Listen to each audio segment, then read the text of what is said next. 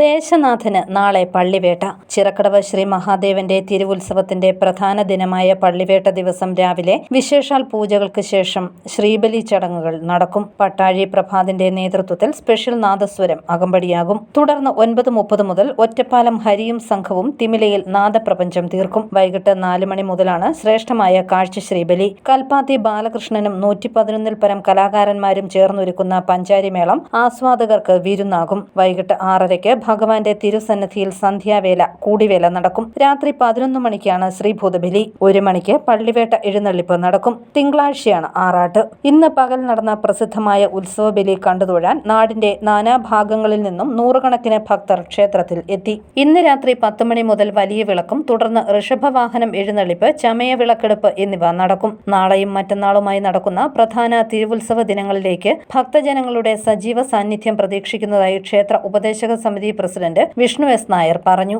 ഓം നമഃ ശിവായ. ഇന്ന് ദേശനാഥനായിട്ടുള്ള ചിറക്കടവ് ശ്രീ മഹാദേവന്റെ 8ാമത് തിരുവുത്സവമാണ്. ഇന്ന് പ്രശസ്തമായ ഉത്സവ ബലിദർശനവും ആണ് ഇപ്പോൾ നടന്നുകൊണ്ടിരിക്കുന്നത്. അതിനുശേഷം താഴെ മഹാപ്രസാദമൂട്ടുണ്ട്.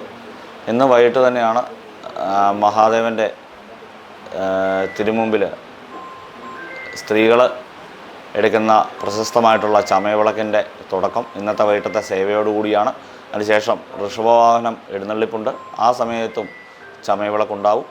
നാളെ പള്ളിവേട്ടയും കാഴ്ച ശ്രീബലിയും ആണ് 9ാം ഉത്സവത്തിന്. ഫെബ്രുവരി 9 ആറാട്ടോടുകൂടിയാണ് നമ്മുടെ തിരുവുത്സവം സമാപിക്കുന്നത്. നാട്ടിലെ മുഴുവൻ ഭക്തജനങ്ങളും കുടുംബസമേതം നമ്മുടെ ക്ഷേത്രാങ്കണത്തിലേക്ക് എത്തിച്ചേരുന്ന ഒരു കാഴ്ചയാണ് കണ്ടുകൊണ്ടിരിക്കുന്നത്. News bureau, Ponkunnam.